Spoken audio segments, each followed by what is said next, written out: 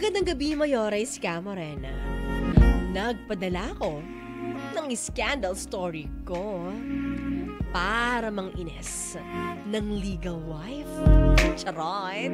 Itago niyo na lang po ako sa pangalang Anne-Marie.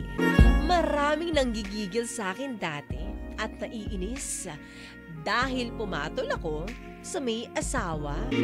Ang nakakatawa pa rito, nabuntis ako ni Anton. Wala kasi silang anak ng legal wife niya. Pero hindi alam ni Anton na may nabuo sa aming pagtataksi. Lumayo ako the moment na na-confirm namin na buntis ako. Ngayon, Mayores Camarena, nalaman na ni Anton na buntis ako. May nagsabi raw sa kanya, ayaw naman aminin kung sino. Kaso, hindi na niya kami mahabol ng anak ko kasi nasa probinsya na kami. Dito sa Mindanao. At wala na akong pake sa kanya. Kontento na ako dito kasama ang pamilyang totoong nagmamahal sa akin. Sobrang swerte ko sa pamilya ko, Mayora. At tanggap nila ang buong ako kasama ang anak ko. Sinuportahan nila ako sa gusto ko. Lahat ng kapatid ko, di ako pinabayaan financially, pati emotionally at physically.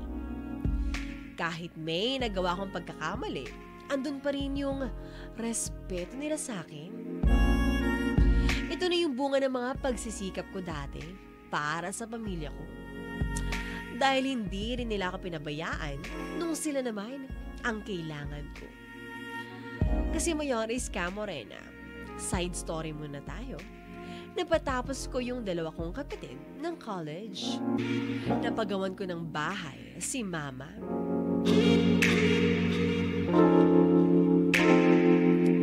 Nagawa kong lahat bago ako lumandi. Kaso nga lang, minalas ako na umibig sa maling tao. Going back, Mayores Camarena, nalaman na rin ng asawa ni Anton na nabuntis ako ng asawa niya. Galit na galit yung legal wife sa akin at kay Anton. Gusto raw niyang makulong kaming dalawa. Ang dami niyang text na kung ano-ano.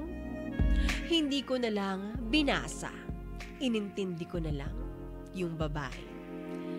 Kasi alam ko naman na sobrang sakit naman talaga nang naidulot ko sa kanya. Imagine, ang tagal na nilang kasal. Pero hindi sila nagkaanak. Tapos yung kabit nabuntis. Ngayon, Mayores Camarena, wala na akong balita sa kanila. Kasi nagpalit ako ng number at nag-deactivate ng Facebook ko. Malapit na rin akong manganak at ayoko kasi ng stress, Mayores Camarena. Alam kong marami ang tataas ang kilay at i-judge ako sa aking scandal story. Pero Mayores Camarena, tama naman po yung ginawa ko, di ba?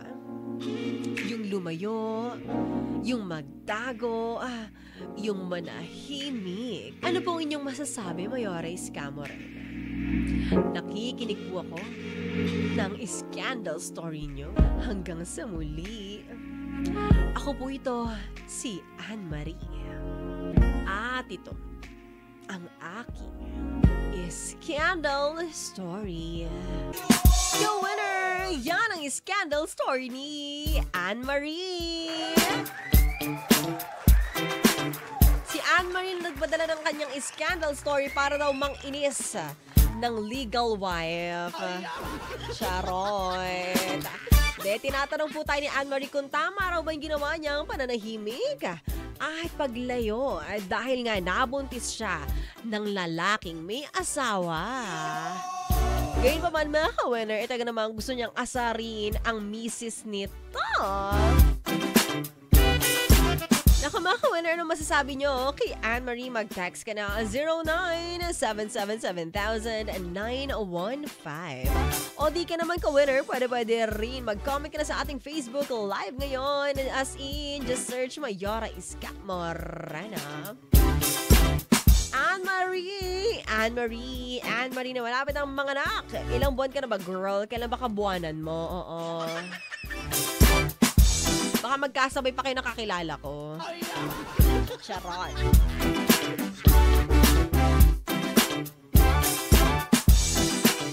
Mayora Iska Morena, sabi ni Arch Monzon, although nagbunga sa pagkakamali ang anak mo, dapat siguro binigyan mo ng pagkakataon ang ama para pangatawanan ang bata. After all, kayong dalawa nakabuo niyan. Ewan ko, para lang di fair doon sa guy. So para kay Arch Monzon, very, very, very unfair daw na hindi mo pinakilala sa kanya yung anak niya. For me, Arch Monzon, may point siya, lalong-lalo na kung may relasyon naman talaga. Hindi lang siya yung one night stand, ganon. Hindi lang siya yung nagkatalisudan lang. Pero kung may relasyon talaga silang dalawa at talaga namang legal kabit tong isa, siguro, possible, sana pinakilala niya yung bata doon sa lalaki. Hoy, Sherwin Hernandez, huwag kang mag-flood dyan sa comment section natin. Marami nagko-comment ng scandal story nila. Tigil-tigilan mo yan. Mayora Iska Morena from text line. Ayan, pakisabi po kay Anne-Marie. Grabe, siya na nga po ang kabit. Siya pa po ang malakas ang loob. Pero buti na lang, talaga naman nag-isip si Anne-Marie at talaga namang nilayuan niya ang lalaki. Ayan, galing yan kay Jessie. Sabi naman dito ng 4925 ang huling numero sa ating text line. At tama yun, Mayora Iska Morena.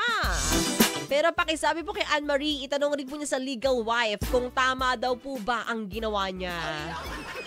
Malamang hindi. Galit na galit nga eh.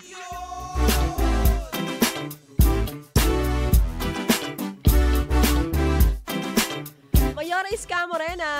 Ayan, napakisabi po kay Anne-Marie, wala na pong magagawa at nandiyan na ang bata. Siguro karapatan na lang po ng bata ang makilala ang kaniyang ama. Lalong-lalo na kung yung lalaki naman, gusto po na makilala at panindigan, panagutan ang bata. Sabi naman naka-winner po natin dito sa ating text line again, na huling numero ay 4423. Mayora Iska Morena, para po kay Anne-Marie. Tama naman na lumayo siya. Tama naman na itago po niya ang kanyang mukha nang hindi mabangasan ng totoong asawa. Sabi naman dito ni Ryan na sa ating text line, Mayora Iska Morena, good evening po. Ang masasabi ko lang kay Anne-Marie, tama naman ang naging desisyon niya na lumayo na lang siya para di masira ang relasyon ng mag-asawa. Hoy, nasira na nga eh. Nalaman nga nung asawa na may kabetsywara at nakabuntis. Kaloka, diba? Ang sa akin naman, Anne-Marie, ito, sagot ni Mayora Iska Morena to. Oo, good thing na medyo lumayo ka, na nagnilay-nilay ka, naglaylow ka sa iyong ginawang kalandian. Pero may point ang mga ka-winner natin dito na kung gusto nung lalaki na talaga namang meron siyang bilang, may ganap siya sa buhay ng bata, might as well ibigay mo yung karapatan na yon. After all, siya naman ang tatay, kinikilala naman niya, hindi naman niya tatakbuhan at siya pa nga ang lumalapit sa'yo. Alam mo girl, napakaswerte mo if that's the case. Kasi marami dyan kababaihan na tinakbuhan ng mga lalaki. Lalo-lalo na kabet ka. Buti nga hinabol pa yung anak mo eh. At least, di ba, may katuwang ka sa pagpapalaki. I mean, sabihin na natin may katuwang ka sa paggasto, sa pagpaaral ng bata, sa pagkain and everything. Sa lahat ng pangangailangan niya, at least magpo-provide si lalaki. Marami akong kakilala ha, na tinakbuhan talaga yung mga kababaihan, yung mga anak nila iniwan nila. Kaya ayun girl, siguro makipag-communicate ka sa guy para lang doon sa bata. Pero para ipagpatuloy pa yung relasyon yung dalawa, cannot be. No, no, no, no. Ekis po tayo dyan. Kasi may asawang lalaki si guy. Ngayon, na siguro para sa akin lang naman, kausapin mo yung asawa ng masinsinan na yung babae. Naando na nga tayo, nagkasala na, mag-sorry ka na lang at huwag ka na magmalaki. Kasi sa iyong scandal story, parang gusto pa siyang asarin Oh, no, no, no, no. That's a big no-no. Don't do that, girl. Magpakumbaba po tayo. Manghingi ka ng sorry at eto lumalapit ka lang naman na dahil gusto ng asawa mo, nasa picture siya sa pagpapalaki sa bata. Pag-usapan nyo na lang paano yung sustento, paano yung co-parenting na tinatawag nila, and kung paano everything about the child. Not for the both of you. Kasi wala kayong karapatan. Ikaw lalo na dahil ikaw ay kabit. Sabi naman din na may gahultos, mayores ka mo rin. Good naman po yan. Kaso nga lang yung bata po, dapat kausapin na lang po ni ating legal wife. Kaso baka makasuhan sila. Yun nga lang daw sabi ni Mayan. Yun na nga Mayan pag-usapan na lang. Kesa naman makulong siya, makulong yung lalaki. Di pare-pare silang nga.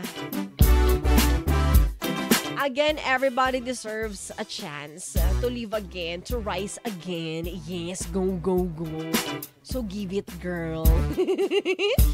Sabi ni Paolo Mercado, basta kabet, matatapang. Ganun ba? Taas kamay sa mga kabet dyan. Matapang ba kayo? Labas nga ng mukha. Mayores ka mo rin Tama, tama. Ow! Sabi ni Sex Bomb Monique. Ayun. Hi, Sex Bomb Monique. Isang get out naman dyan, Diba, ganun naman ka dapat, Sex Bomb Monique. Nakapagkabet ka, magpakumbaba ka na lang. Huwag ka na magmalaki pa, girl. Hindi tayo pinalaki ng sex bomb para bumawi. Laban tayo, pero doon tayo sa laban na tama. Never. Sabi naman ni Mar Anthony Santos dito, good decision, girl. Sa ngayon, pero may part 2 pa yan. Kaya kailangan handa ka sa kasalanang ginawa nyo. Correct ka dyan. May part 2 pa yan. Part 2 ng sabunutan, sampalan, at bardagulan. Sabi ni Sex Bomb Monique, love ko talaga yung tawa mo. Love ka rin niya. Anyways, maraming salamat, Anne-Marie, sa pagpapadala ng scandal story mo. At sa mga kawinner po natin dyan, Sex Bomb Monique, sabi mo si Sex Bomb Weng magpapadala rin ng kanyang scandal story. Isa may basurahan ba yun? Isa nyo yan sa akin sa ating Facebook page, Mayora Iska Morena. O di kaya naman, pwede rin sa ating text 90977-7915.